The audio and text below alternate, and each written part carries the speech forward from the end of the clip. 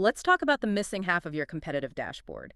Like, you're tracking a rival's digital spend down to the cent, right? Mapping their connected TV and social campaigns. Right, the usual stuff. Yeah, but you are completely blind to the $60 billion U.S. linear TV market. It's essentially analyzing a competitor's strategy with one eye closed. So today's deep dive is for the strategists who really need to see the whole board. Yeah, we're examining AdClarity's March 12th, 2026 release. They've actually pulled U.S. linear TV into their cross-media intelligence platform, which is huge. Okay, let's unpack this. Hmm. Because trying to map a modern competitive strategy without traditional TV data isn't just incomplete, it's actively misleading. Oh, absolutely. It completely distorts your view of the market. I mean, strategists know linear TV still commands a colossal share of budgets, right? Right, but it sits outside standard digital tracking tools. Exactly. And because of that, the industry tends to treat it as a separate universe entirely, which is a massive blind spot. But wait, if I'm a digital buyer, my focus is CTV, search, display. If I see a competitor spike their digital spend by 40% on a Tuesday, I'm reacting to that digital move. Why do I care what they did on network television? Well, because that digital spike might just be an illusion of intent. Wait, what do you mean? So, if you don't know they ran a massive national spot on NBC or FOX like 3 minutes prior, you might misinterpret that digital surge. Oh, as a standalone targeted campaign. Exactly. But in reality, you're just looking at cross-channel leakage. They cast a wide net on television, and you're only seeing the segment of that audience who picked up their phones to search for the brand afterward. So without the TV data, I'm reacting to the echo, not the shout. Yeah. That is a great way to put it. Yeah, you're chasing shadows. Okay, I understand why we need it all in one dashboard, but here's where the mechanics confuse me. Because linear TV and digital advertising, they don't even speak the same language. Right, they really don't.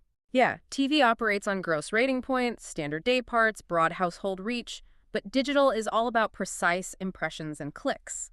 How is a platform actually putting them side by side without just creating some mismatched spreadsheet? Well, that is the real technical hurdle AdClarity had to clear here. Yeah. They aren't just stacking PDF reports next to each other. Right. They've developed a single methodology that essentially acts as a universal translator. A universal translator. Yeah, it takes those traditional TV metrics from over 100 U.S. networks and local affiliates. Yeah. And it applies the exact same underlying logic used for digital platforms. Meaning they translate a broadcast rating point into a standardized impression. Yes, exactly. Like converting Japanese and French into one common baseline language. That's a really good way to look at it. It means normalizing the data so that an exposure on a traditional television screen is quantified using the same taxonomic framework as an ad served on a web browser. Or a mobile app. Right. By standardizing the measurement criteria across the board, it eliminates the hidden vendor discrepancies, the ones that usually plague cross-media reports. Oh, yeah, totally. So you get a genuine apples-to-apples comparison of spend and reach. We finally have true unified intelligence. Okay, so if I have this universal translator mapping the entire media mix, what does this actually look like in practice? Because before this, if you wanted to connect those dots, you were manually exporting a linear TV report from one vendor, right? Yeah, pulling social data from another. And then trying to align the timestamps yourself, which is a nightmare. And usually failing, honestly, because the attribution models never aligned. Right. By the time you reconcile the data to see that their TV ad caused the search surge, the campaign was already over. But now you are reverse engineering their entire funnel in real time. Wow. So you can identify the expensive high-reach TV anchor campaign and then immediately track the digital follow-up right next to it. Exactly. You can literally see the media synergy as it happens. Which means I could spot their inefficiencies.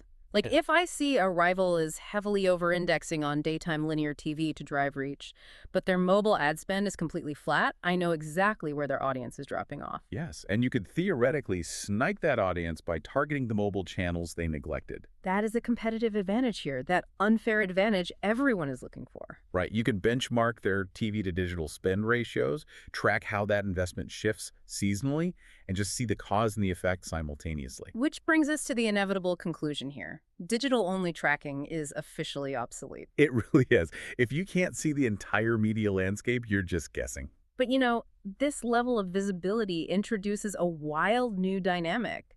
Now that brands can no longer obscure their traditional TV ad buys from their competitors' dashboards, will this radical transparency force companies to completely rethink the element of surprise? Oh, that is a fascinating question. Right.